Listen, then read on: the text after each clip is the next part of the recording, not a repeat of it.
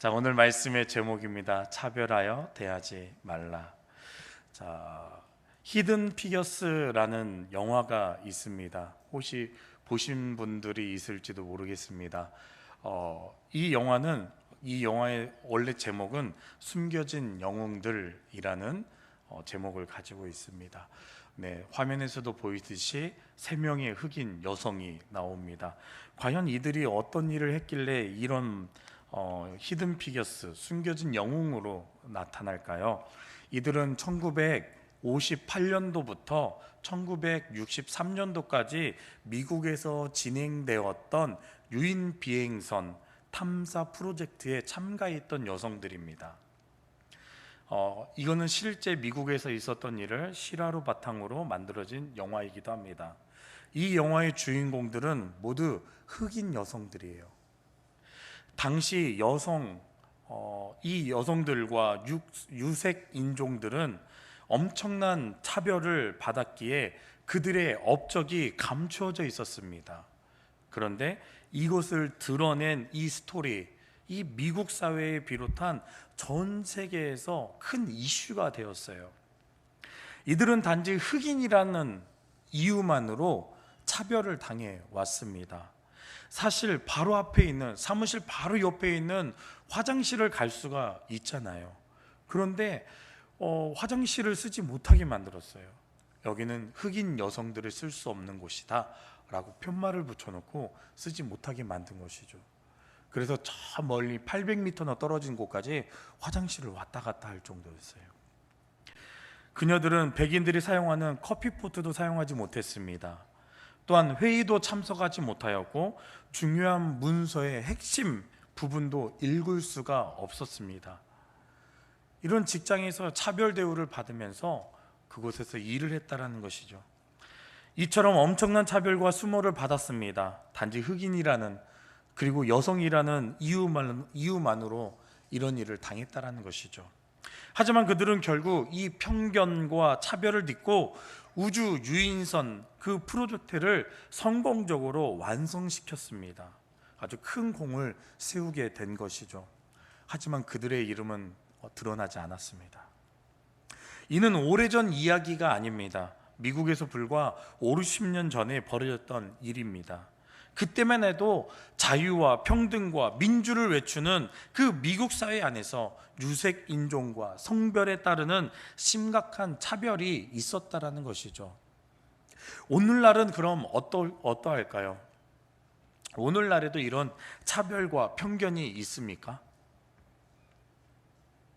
혹시 여러분들은 어디서 차별 대우를 당해 보신 적 있으십니까?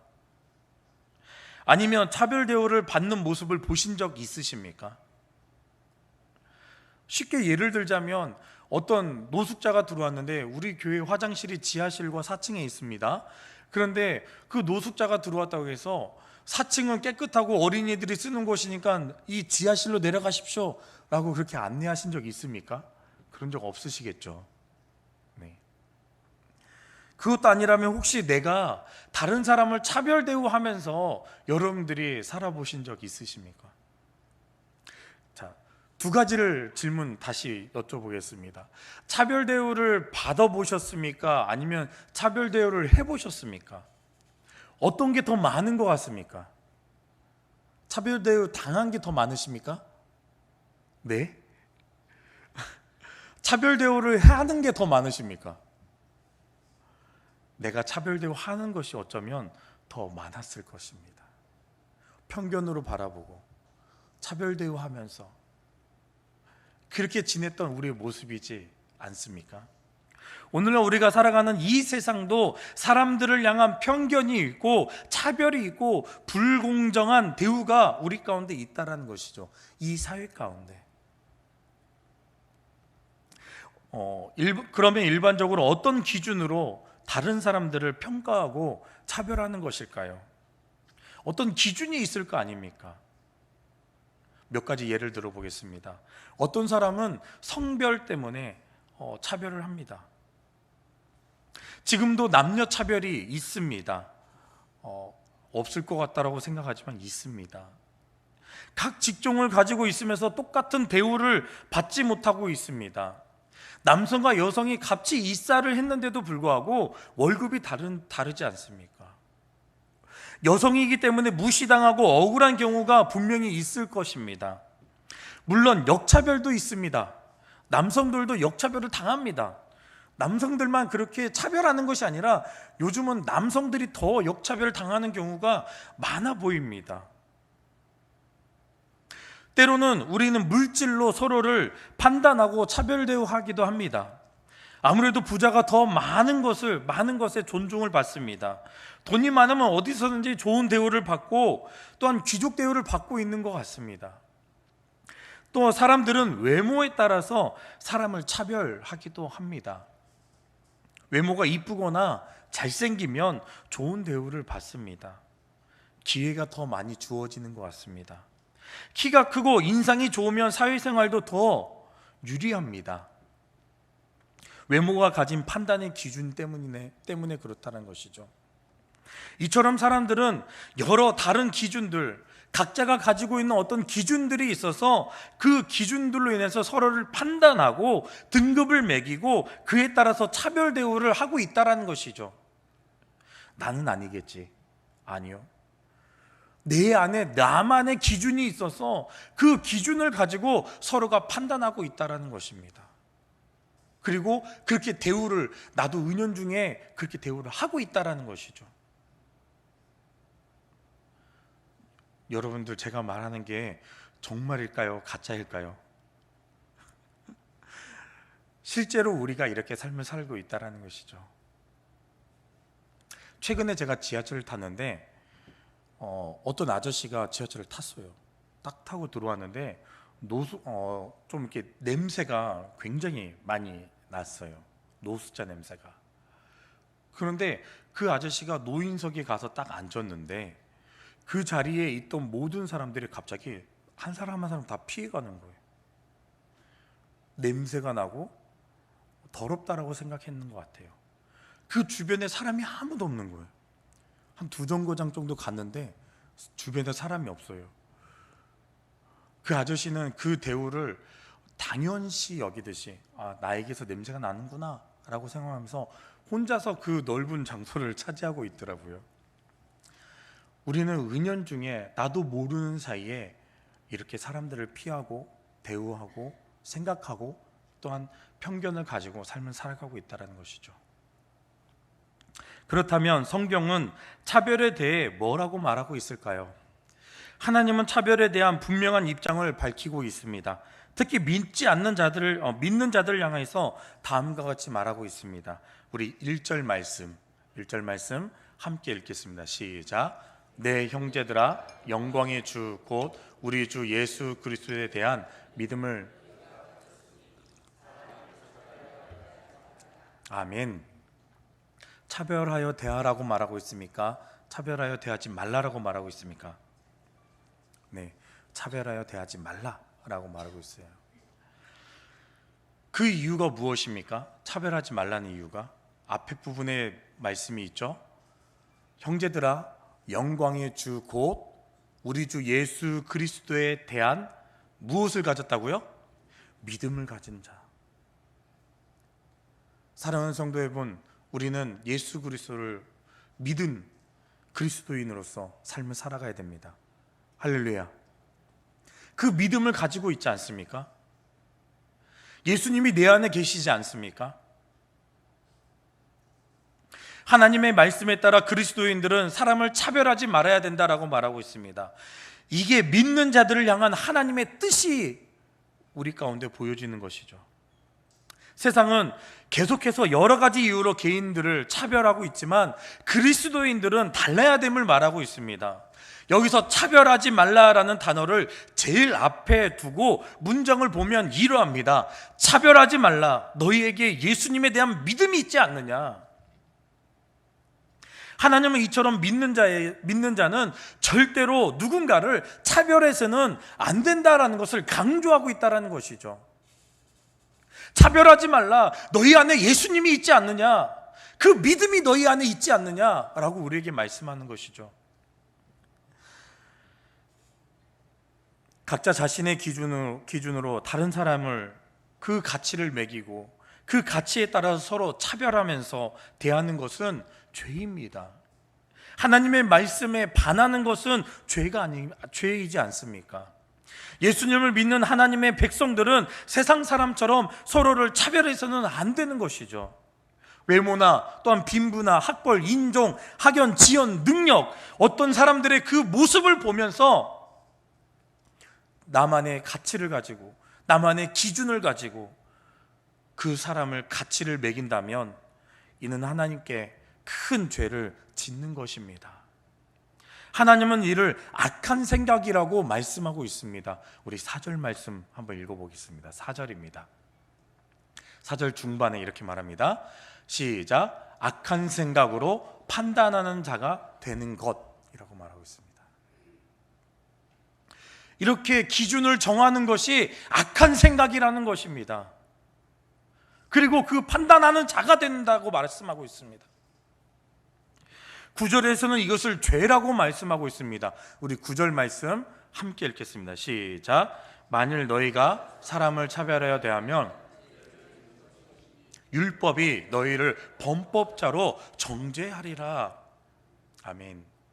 죄를 짓는 것이라고 말하고 있는데 이 말씀을 직역하면 바로 이겁니다. 범죄자라고 말하고 있습니다. 너는 유죄를 받았다라는 뜻을 가지고 있습니다. 내가 사람을 차별하고 그 내 기준으로 그 사람을 판단하고 결정짓는 것, 그의 가치를 정하는 것은 너는 유죄라고 하나님께서 우리에게 말하는 거죠. 우리 보고 죄인이라고 말하는 것입니다.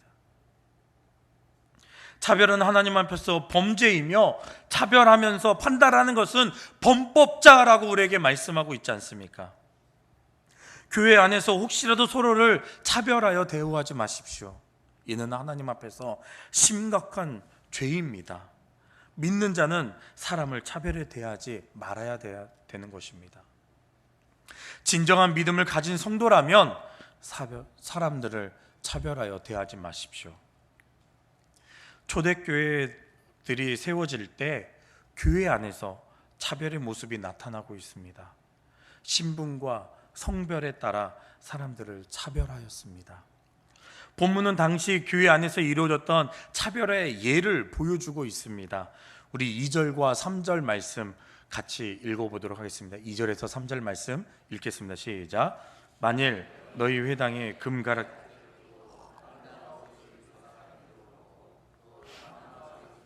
가난한 사람이 들어올 때에 너희가 여기 좋은 자리에 앉으소서 하고 또 가난한 자에게 말하되 너는 거기 서 있든지 내 발등상 아래 앉으라 하면, 여기 보시면 두 사람이 회당에 들어옵니다. 첫 번째 사람은 어떤 사람입니까?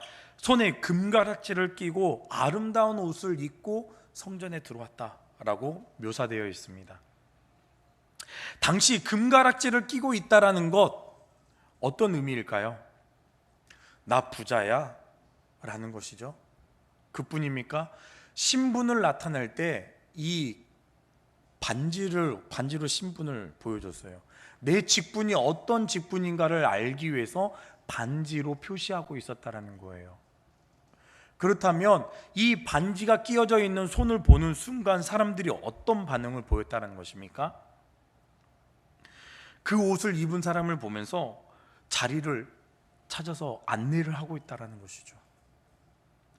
딱 반지를 끼고 있고 이쁜 옷, 좋은 옷을 입고 왔다고 어서 오십시오, 이 자리입니다 하면서 딱 들어오는 순간 반응들이 나타나고 있다는 거예요, 교회 안에서. 그리고 또 한 사람이 들어왔습니다. 남루한 옷을 입은 가난한 사람들이 교회에 들어왔습니다. 한눈에도 그의 신분을 딱 알아볼 수 있습니다. 가늠할 수 있을 정도의 그런 남루한 옷차림을 하고 있었다는 것이죠. 그러면 사람들이 어떻게 대했을까요? 교회 안에 귀족 계층과 노예 계층 사람들이 함께 예수님을 믿고 예배를 드렸으나 성도들은 그 두 사람을 다르게 대했다는 것입니다. 먼저 아름다운 옷을 입고 있는 사람이 다가가서 여기 자리가 좋사오니 여기에 앉으소서라고 안내를 하고, 당시 회당에는 최찬이라는 그런 자리가 있었다고 합니다. 그 자리는 바로 특별석 같은 자리죠.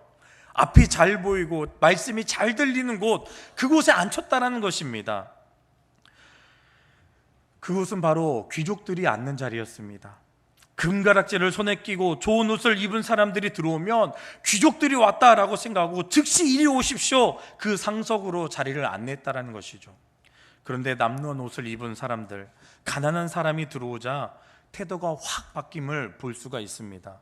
가난한 사람을 향해 냉정한 어투로 말합니다. 너는 그냥 거기 있어, 아니면 내 발 등상에 앉아 있던지 하면서 조롱하듯이 그에게 말했다라는 것입니다. 이게 무슨 말일까요? 쉽게 말하면 이겁니다. 너 같은 사람을 위해서 준비된 자리는 없다라는 뜻입니다. 너를 위해서 준비된 자리는 없으니까 그냥 앉고 싶은데 앉아, 빨리 앉아, 그러고 있다라는 것이죠. 하나님의 전인 교회에서 세속과 같은 사람들을 차별하고 있다라는 것입니다. 외모나 빈부나 신분에 따라서 사람의 가치를 나누어 평가하고 그에 맞도록 대우하고 있다라는 것이죠. 어떤 사람은 무시하고 또한 어떤 사람은 존귀히 대했습니다. 하나님은 바로 이런 판단과 행동을 정죄했습니다. 믿음이 없는 자의 모습이라고 말씀하셨습니다. 사랑하는 성도 여러분, 우리는 교회에 아니나 또한 밖에서나 어디에 있던지 간에 사람을 차별해서는 안 됨을 우리에게 말씀하고 있습니다. 모든 사람들을 동등하게 사랑하고 인정하며 존귀하게 여길 줄 아는 사람, 그런 성도가 되라고 우리에게 말씀해 주고 계십니다. 혹시 마음속에라도 사람을 차별하셨더라면 이제부터는 내 마음의 중심까지도 알고 계신 그 하나님께서 사람을 향해서 차별대우하지 말라고 했던 그 말씀을 기억하시고 실천할 수 있는 저와 여러분 될 수 있기를 바랍니다. 그러면 왜 차별이 문제일까요? 이것은 하나님의 일하시는 방식과 다르기 때문에 그렇습니다. 우리 5절 말씀 우리 함께 읽겠습니다. 5절입니다. 시작. 내 사랑하는 형제들아 들을지어다. 하나님이 세상에서 가난한 자를 택하사 믿음에 부유하게 하시고 또 자기를 사랑하는 자에게 약속하신 나라를 상속으로 받게 하지 아니하셨느냐? 아멘. 하나님은 가난한 사람을 택하셔서 믿음에 부유케 하셨다라고 말씀하십니다. 이는 하나님의 사역의 중요한 한 방향성이기도 합니다. 물론 이렇게 말하는 사람들이 있어요. 부자, 그러면 부자는 다 천국에 못 가는 것입니까? 아닙니다. 그런 말을 하는 것이 아니었습니다. 성경은 이에 대해서 곳곳에서 이렇게 말하고 있습니다. 반복하여 그것을 말하는데 많이 가진 자는 신앙이 조금 더 나태해지기 때문에 라고 말하고 있습니다. 그래서 예수님은 부자가 하늘나라 하나님 나라에 가는 것보다 낙타가 바늘귀에 들어가는 게 더 쉽다라고 말씀하셨습니다. 이 부자는 반드시 지옥에 간다는 말이 아닙니다. 그만큼 어렵다라는 것을 말씀하고 있습니다. 왜 그럴까요? 물질이 많은 사람에게 나타나는 현상 중에 무엇이 있냐면 누군가를 의지하려고 하지 않습니다. 왜요? 내가 스스로 다 할 수 있다라고 생각하니까. 내세울 게 있습니다. 부족하지 않고 내가 돈으로 할 수 있다라는 생각을 하기 때문에 하나님을 의지하지 않습니다. 그의 삶 속에서 하나님을 향한 간절함이 사라져 버렸습니다. 그래서 그들은 하나님 앞에 기도하는 것을 택하는 것보다 더 쉬운 방법들을 찾는 것이죠. 나의 힘과 권력과 돈으로 그런 일들을 할 수 있다라고 생각하기 때문에 하나님을 의지하는 것을 멀리하게 되는 것입니다. 하나님을 바라보는 것을 멀리하게 되는 것이죠. 그런데 가난한 사람, 병든 사람, 억울한 사람, 삶의 문제가 많은 사람은 어떻습니까? 나 혼자서 내 힘으로 해결할 수 없는 상황에 도달했을 때 그런 사람들은 어떻게 하게 됩니까? 오직 하나님만을 의지하게 되는 것이죠. 오직 하나님만을 바라보게 된다는 것입니다. 하나님은 이런 분들의 믿음을, 부유함을 주셨다라고 말씀하고 있습니다. 다 하나님의 자녀로 믿음을 부유케 하사 하나님의 축복을 많이 누릴 수 있도록 하나님께서 그들을 통하여서 행하시는 일들을 하게끔 하신다라는 것이죠. 그리고 그것들을 우리에게 보여주십니다. 하나님은 그들을 결코 외면하지 않으셨습니다. 오히려 더 많은 사랑과 관심을 그들에게 보이는 것이죠. 그런데 우리가 하나님의 방식과 달리 가난하고 연약한 자, 그들을 멸시하고 부자와 권세 있는 자들을 존중한다면 이것이 죄가 아니겠습니까? 하나님의 사역에 역행하고 있지 않습니까? 이는 하나님께서 일하시는 방식이 아닙니다. 마지막으로 최고의 법, 최고의 계명에 위배되기 때문이라고 말씀하고 있습니다. 우리 8절과 9절 말씀 함께 읽겠습니다. 8절과 9절입니다. 시작. 내가 만일 성경에 기록된 대로 내 이웃 잘하는 것이거니와 만일 너희가 사람을 차별하여 대하면 죄를 짓는 것이니 율법이 너희를 범법자로 정죄하리라. 이 차별에 대해서 얘기를 하다 보면 잠깐 저의 간증을 하겠습니다. 뭐냐면 저는 옛날 어르신들이 10손가락 깨물어서 안 아픈 손가락 없다라고 말씀하셨는데 저는 안 아픈 손가락이 있다라고 주장하고 싶었습니다. 어렸을 때. 저희 집은 저희 형과 저하고 둘 있었습니다. 이렇게 형제들만 둘입니다. 근데 아버지가 제가 어렸을 때 6살 때 교통사고를 당하셨어요. 그리고 나서 직장을 잃어버리시고 정상인처럼 활동할 수 없게 됐습니다. 심지어 무릎에서 한 15cm 이하로는 저희 아버지 다리가 없어요. 수술을 3번을 해서 간신히 무릎 아래까지 살렸거든요. 그러다 보니까 집안이 너무나도 형편이 어려워졌어요. 아버지가 선택을 하게 됐는데 어떤 선택을 하냐면 아들 둘을 다 공부시키기에는 너무 형편이 어렵다라고 해서 하나를 포기하기를 하셨던 거예요. 하나를 포기해야 되겠다. 그래서 저는 제가 운동을 좋아해가지고 제가 몸은 지금 이렇게 부풀어 있지만 저희 아버지가 현수는 운동을 시켜야 되겠다 해서 저는 어렸을 때부터 온갖 운동을 다 경험해 봤어요. 육상, 수영, 씨름, 또 뭐 있을까요? 네, 아무튼 할 수 있는 것들, 돈 안 들고 할 수 있는 것들은 다 해봤어요. 근데 형이 머리가 좋아요. 저희 형이. 그래서 아버지가 야 너는 공부로 성공해야 돼 하고 형한테 집중적으로 투자를 하기 시작한 거죠. 그러니까 제가 사춘기 때 어떤 생각이 드냐면 아무리 깨물어도 안 아픈 손가락이 분명히 있을 거야. 그러니까 형한테만 저렇게 집중하는 거야. 어린 나이에 그런 생각이 든 거죠. 그래서 가출도 해봤어요. 멀리 못 도망갔어요. 엄마가 찾아와서 데리고 가더라고요. 언제 제가 거기 있는 거 어떻게 알고? 심지어 어떤 거였냐면 이런 거 있잖아요. 형이 입었던 옷, 형이 입었던 속옷까지, 형이 입었던 신발, 그 양발까지 다 물려 신고 물려 입고 다 옛날엔 다 그렇게 했죠. 네.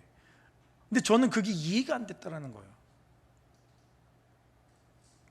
나중에 돼서야 왜 아버지하고 어머니가 그렇게 했는지, 지금 제가 이 자리에 있지만 그때 자라면서 청소년 시기 때에는 그게 너무 이해가 안 되고 반항적이고 너무 힘들었던 삶을 살아왔지만 지금에 와서는 그때 어머니하고 아버지의 선택이 옳았구나 라는 생각도 듭니다. 저희 형이 잘 돼서 뭔가 이렇게 어머니 아버지를 모시고 같이 살고 있는데 안 그랬으면 어떻게 됐을까 라는 생각이 들 정도예요. 그래도 저희 형한테도 되게 감사해요. 성공해 준 거에 대해서. 신앙도 좋고 믿음도 좋고. 근데 그 어린 나이에 생각했던 것, 왜 나를 이렇게 차별대우하는가? 나를 왜 이렇게 그때는 아프게 했는가? 라는 생각들, 이 말씀을 준비하면서 굉장히 많이 생각이 나더라고요. 하나님께서는 우리들한테 차별대우하지 말라라는 이유에 대해서 오늘 우리가 읽었던 8절과 9절 말씀의 최고의 법, 최고의 계명을 그 계명에서 위배되기 때문이다 라고 말씀하고 있습니다. 예수님께서는 내 이웃을 내 몸과 같이 사랑하라 라고 말씀하고 있습니다. 율법의 완성이며 최고의 계명이기 때문에 그렇습니다. 그런데 차별은 이 계명에도 완전히 반대되어 서 있는 태도입니다. 누군가에 대한 차별이 어떻게 사랑함으로써 나오는 것이겠습니까? 차별은 하나님이 가장 귀한 하나님의 말씀에 대한 불순종입니다. 아주 심각한 죄인 거죠. 하나님이 이처럼 여러 측면에서 차별의 문제를 진지하게 다루셨습니다. 차별은 그만큼 큰 죄이기 때문에 그렇습니다. 이는 세속적인 일이며 하나님께서 정죄하시고 미워하는 것입니다. 악한 생각이고 태도입니다. 그러니 절대로 사람을 차별하지 말아야 됨을 우리에게 말씀해 주고 있습니다. 어쩌면 아직도 차별이 뭐 그렇게 큰 문제인가, 어떻게 보면 자연스럽고 사소한 일 아니겠는가 라고 생각할 수도 있습니다. 왜 있잖아요. 더 사랑하고 싶은 사람이 있기 마련이고, 더 존중하고 싶은 사람이 있기 마련이고, 또 더 인정하고 싶은 사람이 있기 마련이지 않습니까? 그게 사람의 당연한 개인적인 심리이지 않습니까? 라고 생각하는 분들도 있을 수 있다는 것이죠. 내 마음이잖아요. 내가 더 사랑할 수 있고 더 존중할 수 있는 거 내 마음이잖아요. 우리는 이 차별의 문제를 사소하게 볼 수 있지만 하나님은 이를 절대 사소하게 보시지 않는다는 것입니다. 지극히 작은 소자에게 행한 것이 곧 하나님께 한 일이라고 말씀하고 있지 않습니까? 드러나지 않고 마음속에 감추어진 일조차도 하나님께서는 크게 보고 계신다는 것입니다. 차별의 문제도 하나님은 중대한 사안으로 말씀하고 있다는 것이죠. 그래서 여러 이유를 들면 차별하지 말라고 우리를 설득하고 계시는 것입니다. 하나님께서 중대하시다고 하실 때 이를 별것 아니라고 생각하지 마시길 바랍니다. 그리스도인들은 이 세상의 모든 사람이 서로를 차별한다 할지라도 서로를 존중하고 사랑할 수 있어야 됩니다. 혹시 이 땅에서 모든 사람이 평등한 대우를 받고 동일한 사랑을 받아야 할 그 유일한 장소가 있다라면 바로 우리 교회, 이 교회가 되어야 될 줄 믿습니다. 말씀을 맺도록 하겠습니다. 그렇다면 우리는 어떻게 삶을 살아야 될까요? 최근에 오늘 노숙자에 대해서 말을 되게 많이 나오는데, 최근에 저희 교회 노숙자 한 분이 계속 들어왔어요. 한 주간 계속 들어오는 거예요. 어제 왔는데 또 그 다음날 오고 또 그 다음날 오고 계속 들어오셨어요. 이번 주에 있었던 일입니다.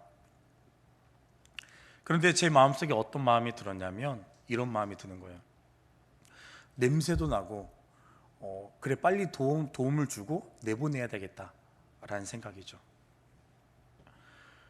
제 주머니에 지갑에 12,000원이 들어있었는데 그분이 딱 왔을 때 10,000원짜리를 꺼내서 줄까 2,000원을 꺼내서 줄까 고민이 됐어요. 순간.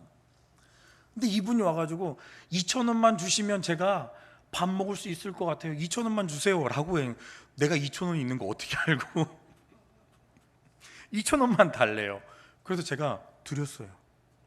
이거 진짜 하나님 감사합니다. 2,000원 꺼내서 줬어요. 근데 그 다음 날도 또 오시는 거예요.